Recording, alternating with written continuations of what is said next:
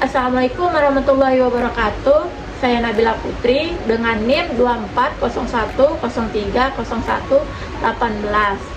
Saya di sini akan menjelaskan tentang komunikasi massa untuk UTS kali ini.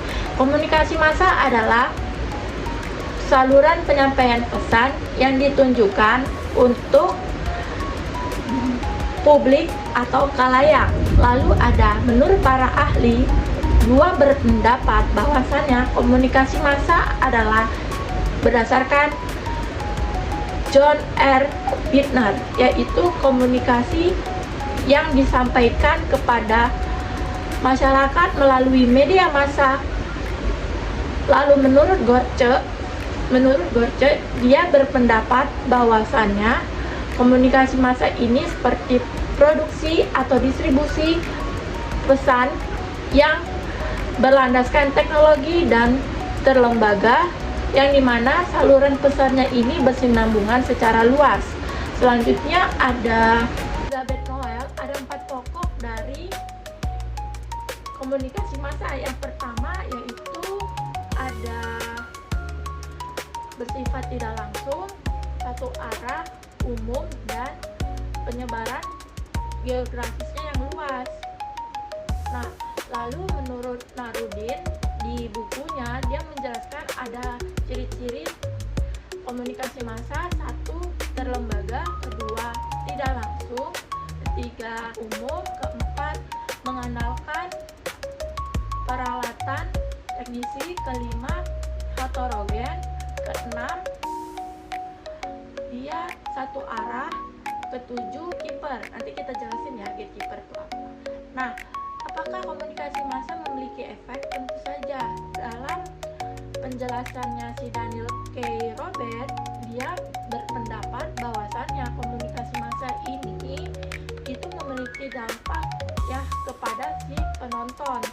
Lalu ada menurut Onong Uciana Effendi, komunikasi massa ini seperti efek yang luar biasa, antara lain pertama efek kognitif, kedua efektif, ketiga konatif. Lalu ada fungsi berdasarkan Pres Undang-Undang Nomor 40 Tahun 1999. Komunikasi massa ini harus menyampaikan informasi, mendidik, dan menghibur serta pengawasan sosial. Lalu ada karakteristik yang harus dimiliki komunikator, antara lain pertama itu harus kompetitif atau kompetitif ya, itu dia harus dimana redaksi ini harus bersedia menyalurkan uang yang harus dibayarkan, seperti dia membayar iklan, membayar segala macamnya. Lalu kedua ada namanya kompleksiti ini dia harus bersedia atau siap untuk menghadapi permasalahan yang panjang dan sulit. Ketiga ada namanya competitiveness, yaitu dia harus berlomba-lomba mencari perhatian publik untuk menaiki reputasi redaksi tersebut atau televisinya. Lalu ada menurut Aristoteles ada unsur yang harus diperhatikan dalam, yaitu satu, dia harus goodwill, maksud yang baik, misalnya tujuannya yang baik itu seperti apa. Kedua harus good sense, yaitu pikiran yang baik. Ketiga harus good karakternya yang baik. Nah, baru yang selanjutnya ada komunikator. Nah, komunikator dalam media massa ini berbeda dari komunikator yang lain, seperti pelajaran pengantar komunikasi, terus psikologi komunikasi, terus komunikasi sosial lainnya.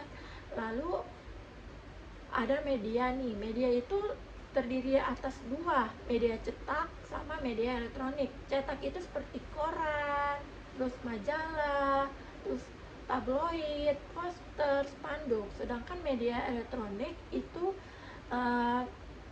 terdiri dari ya iklan-iklan yang di HP, terus televisi, radio, seperti itu. Lalu ada dari Aristoteles. Nah, dia ini berpendapat ada dua unsur juga, Yang pertama, dia harus kredibilitas, yaitu kredibilitas ini ya dia itu harus mempunyai kredibilitas yang tinggi. Kedua, harus dapat dipercaya. Maksudnya dalam dapat dipercaya itu dia memiliki kepercayaan oleh publik tersebut. Kode dan konten. Kode ini seperti simbol penyampaian pesan yang dituju kepada masyarakat, seperti kata-kata, lisan, tulisan, gambar, film, terus musik. Nah, kalau konten ini bersinambungan, beriringan sama kode, dari saling berhubungan, seperti yang memiliki fungsi yang sama namun berkaitan dengan si kode tadi. Nah, lalu ada namanya audience. Nah, audience itu macam-macam. Ada audience individu, audience berdasarkan kategori, audience besar, audience audience anonim. Nah, itu tuh memiliki perbedaan yang masing-masing.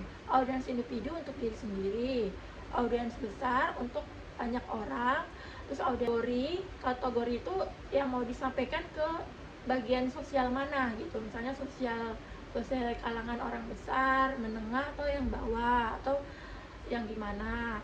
Terus kelima, anonim, pesan yang tidak diketahui, misalnya ada SMS yang masuk, telepon yang nggak dikenal, atau lain sebagainya.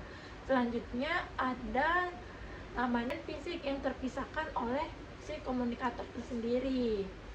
Lalu ada namanya gatekeeper, belum tahu kan? Gatekeeper itu sebuah pimpinan atau redaksi dari pertelevisian yang mengatur pengawasannya si media tersebut. Nah, selanjutnya itu ada namanya regulator. Nah, regulator itu seperti di luar kerja di institusi media. Dia ini bertugas sebagai menghapus atau mengontrol dari si berita yang akan ditampilkan di publik gitu. Tapi dia tidak bisa dapat memulainya kembali, seperti kayak dia nggak bisa nih membawain berita yang kayak si presenter yang di televisi dan sebagainya. Negara Amerika dia ada regulatornya. Yang pertama, dia tuh harus ada pemerintah, ada komunikasi konsumen, organisasi, terus ada apa lagi, itu ada periklanan dan narasumber. Komunikasi massa, ya ini ada namanya filter. Dia itu memfilter bagaimana sebuah film atau acara televisi ini ada sensornya, sensor film dan sebagainya. Terus ada kultur itu bagaimana budaya mempengaruhi cara dia berkomunikasinya. Lalu ada tatanan psikologi, yaitu dia kayak latar belakang dari cerita yang akan disiarkan. Lalu ada tatanan fisik yang seperti iklan-iklan obat luka, sakit perut dan sebagainya, yang membedakan bahwasannya iklan yang itu dia bermanfaat bagi orangnya. Oke, sekian dan terima kasih.